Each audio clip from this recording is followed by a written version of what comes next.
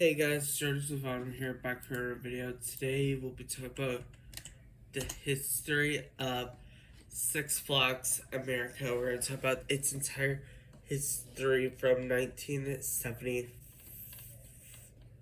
from back in the 70s, since it technically started in the 70s. Alright, let's get started. The original name of the park was the Wildlife Preserve. In June of 1971, Arch brothers Frank and William Stevenson, who were both animal trainers, approached Texas billionaire Ross P. about financing an animal park they want to open somewhere in the east coast of the United States.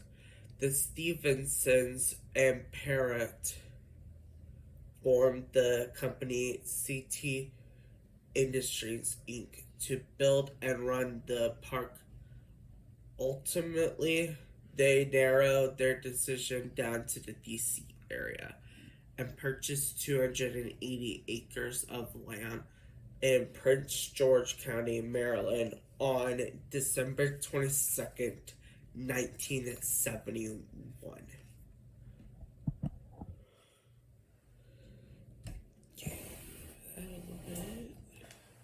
Sorry. They applied to the Prince George County Planning Board for a special zoning inspection. The park was announced to the public in February of 1972, with a projected opening before the end of that year. It's quite a lot of fun to see these two fellows, Frank and William Stevenson, put this character. Blah blah blah. I have to skip most of that because I don't understand that part. Oh, that's what Ross says. Okay, I have to read this. Put this together. I didn't know them at all until they walked to my office with their idea. I'm convinced they have the ability to do this well. I'm just a guy standing there with a grease gun and can elaborate their idea with financial encouragement. Ross signed out.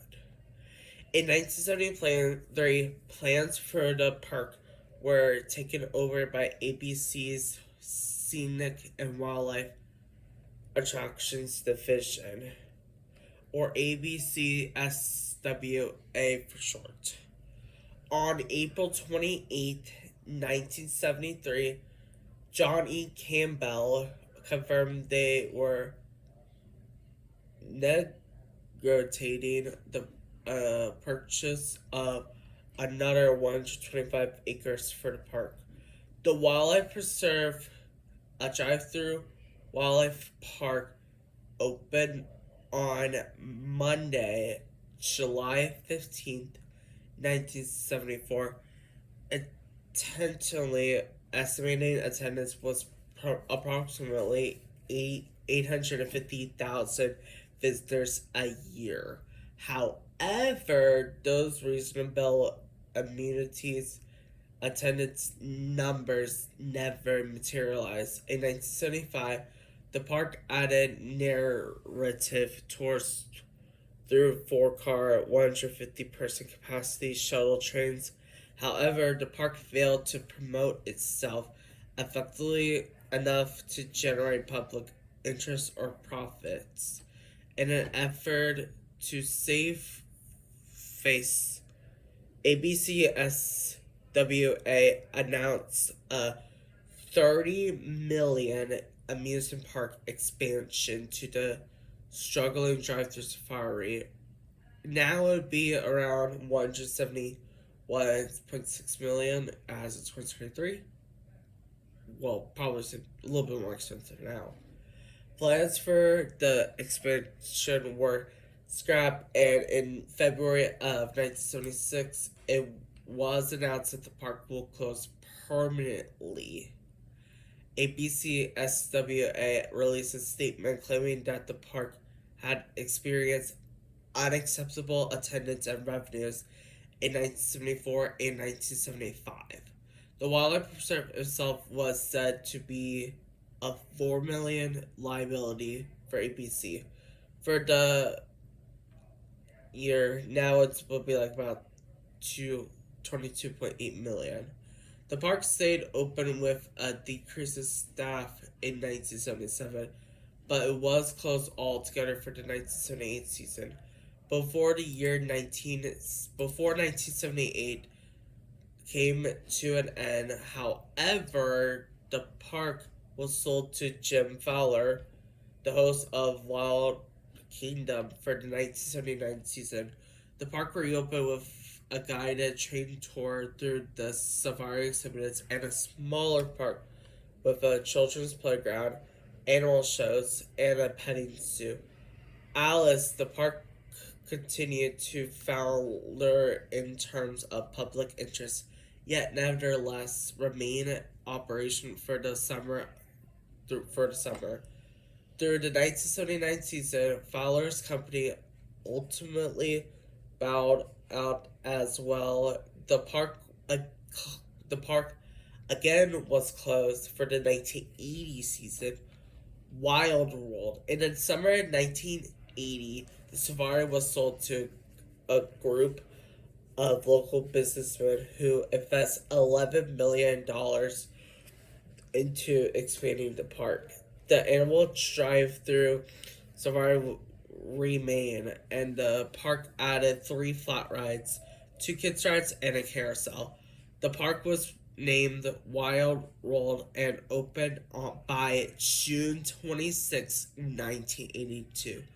In addition to the select amusement rides, 2 water slides were added along with the 2 body slides and a children's water play area. This brought modest improvements in revenue. The 1983 season saw the addition of 4 more flat rides, including the High Seas, a swinging ship pirate ship attraction, and giant swings. The water park slide area was expanded at the time to a full water park with addition of more water slides and a large wave pool. A more successful 1983 season was underway.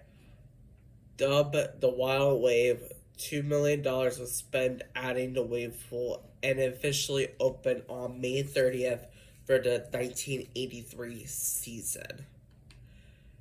Tragically, a 9-year-old boy named Chris Davis died late that summer, which in the wave pool, which resulted in operational safety changes. The park attendance had improved, but the park was still unable to break even during the 1983 season. The safari was closed. Instead, a guided train ride would pass through a few of the animal areas, stop at Safari Village, and tour the rest of the exhibits before arriving back at the station. The Safari Village featured elephant, camel, a pony rides, and a petting zoo. Various eateries, arts and crafts, and games. The crowd favorite guess your height or weight provide so popular that it was relocated to the main park. The animals were sold and moved after the 1983 season. In 1984, most of the adult rides were removed from the parks and held in storage, leaving only 3, plus a few the children's rides. The park opted to move in the direction of being solely a water park. A new stadium was built that year, along with several more water slides. The park would perform very well on the hot days, but flattered a bit more in cooler weather due to the shift in swimming and water-based attractions. In 1985, the rides were therefore brought back out of storage that year. Wild World's management wanted to build a major wooden coaster for the park in the 1988 season, but the costs were too high. There was a high widespread opposition to the plan from the surrounding community. In addition to adding a roller coaster, the park intended to add a 3,000 seat amphitheater and an overnight campground for guests.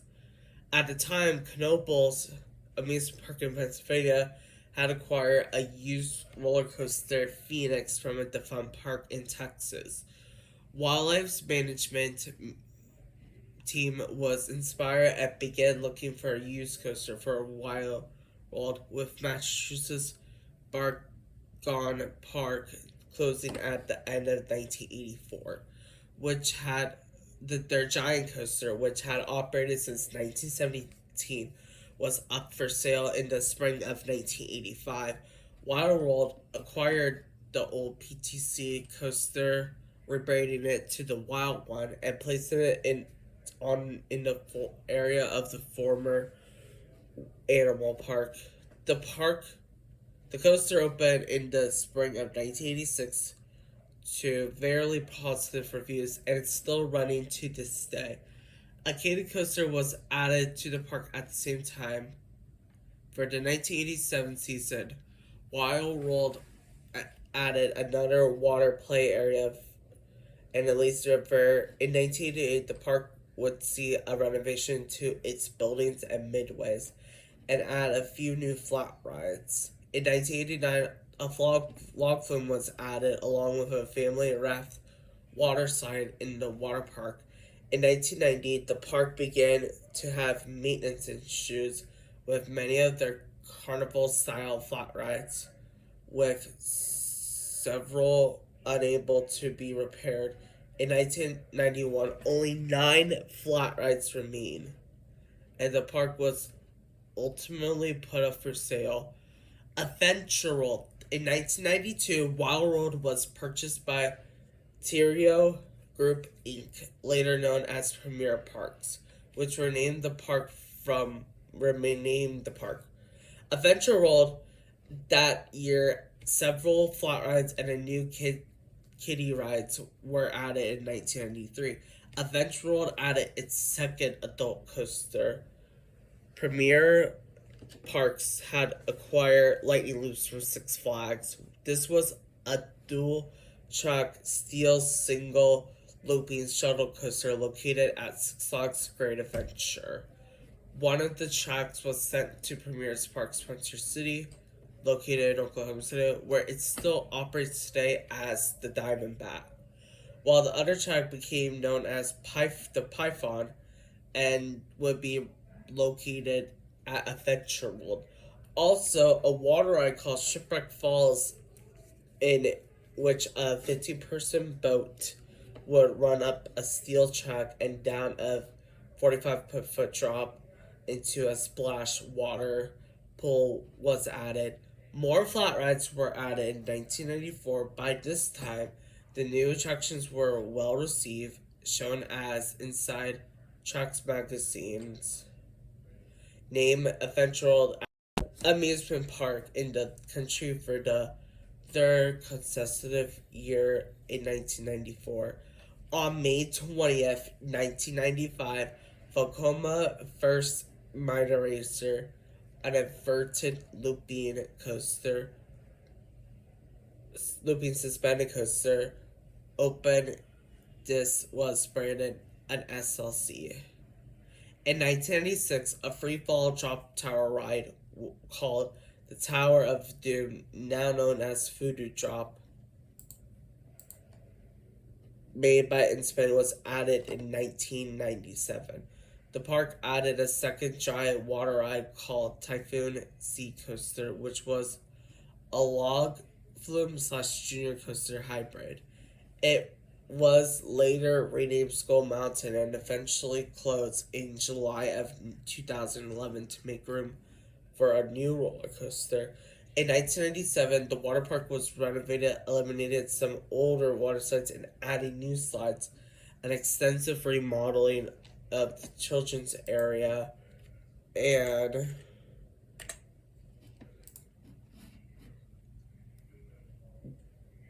Six Flags ownership. In 1998, Premier Parks acquired the Six Flags amusement park chain from the Warner, forming the company Six Flags Incorporated. The same year, a wooden roller coaster called Roar, which was built by Great Coasters International or GCI, was added to Adventure World. At the end of 1998 season, Six Flags announced that Adventure World would be rebranded with the Six Flags theme and renamed to Six Flags America for the 1999 season, and was officially renamed Six Flags America on October 28, 1998.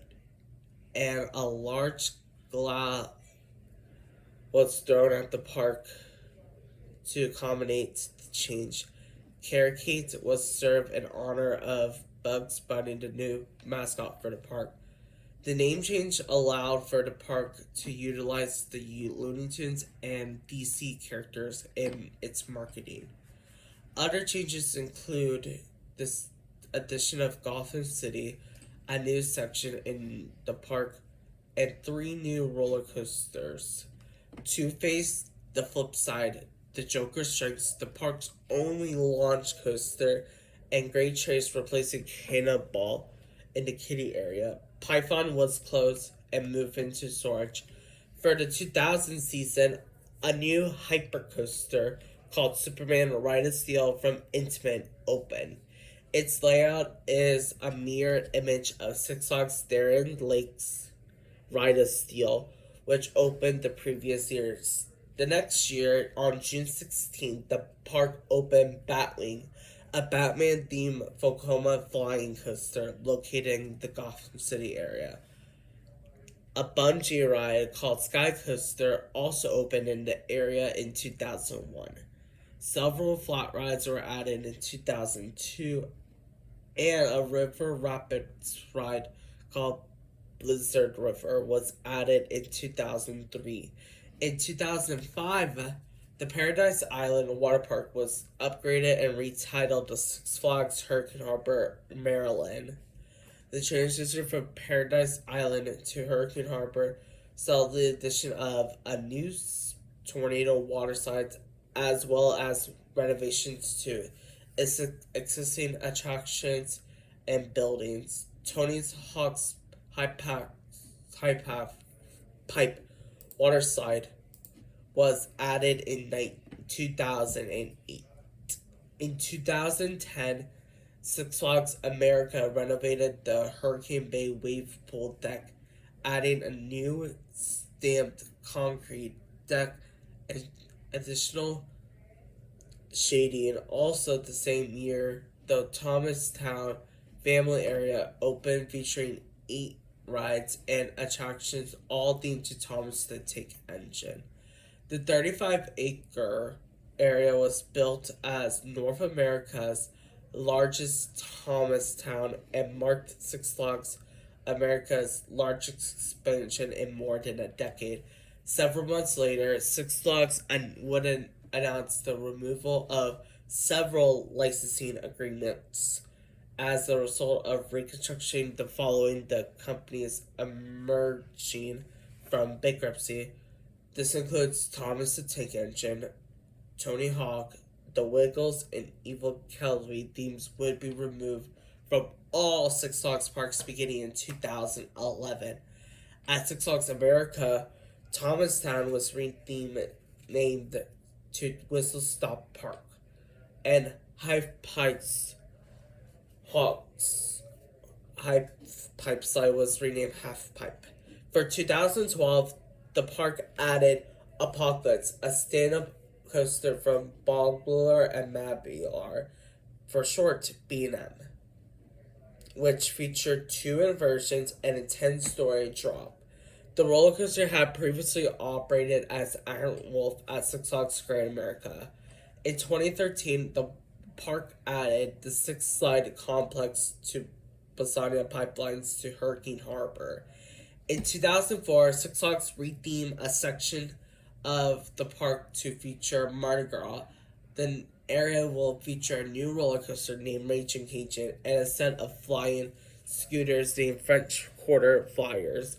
Like a Pop Blitz, Raging Cajun was relocated from Six Flags Great America, and it was placed on the former site location of Two Face the Flip Side, which was removed from the park in 2007. The Mardi Gras section replaced Southwest Territory, and the area's existing attractions were rethemed to match the new Mardi Gras theme.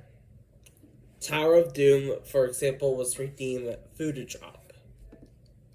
In 2015, a flat ride called Borden Street Fireball was added. This ride is commonly known as the Super Loop. Similar rides were also added to 3 other Six Flags parks.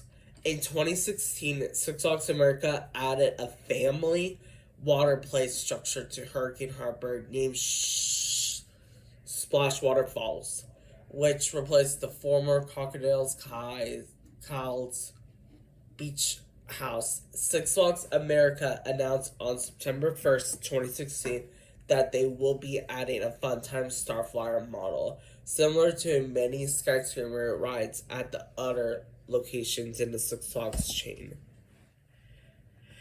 At 24 stories, 250 feet, Wonder Woman Lasso of Truth is the tallest ride in the park to date. Announced in August of 2018, Apocalypse was converted into a floorless coaster and renamed Firebird for the 2019 season.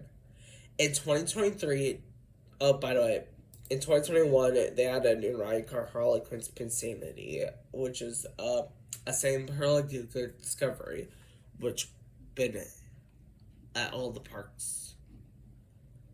In 2023, the park announced that the park's Hurricane Harbor water park, now named Hurricane Harbor Maryland, will receive Rip Curl Blaster, the DMV's tallest water coaster.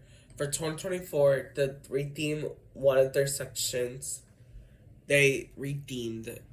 to Steamtown. The rides were Stream Roller, Mine Racer was rethemed to Professor Scream Wharf, and the Bumper Cars was redeemed to something, I don't remember. Electric Dodge. And then on May 1st, 2025, Six Flags announced that Six Flags America will be closing forever on November 2nd, 2025. So, as the recording of this, there is about... Today's May 21st as I'm filming this. There's like about... let's see...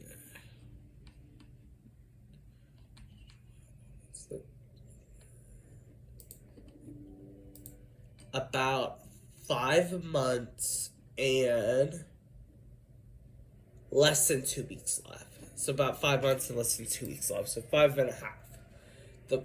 So that park's leaving soon. It'll be the first Six Flags park that they're closing since Six Flags Astroworld in 2005. So yeah, I hope you guys enjoyed this video. If you guys did, make sure you give it a like down below. Subscribe if you're new and turn that notification bell so you guys never miss a video. I'll see you guys in the next video. Until then, have a great rest of your day. Bye guys.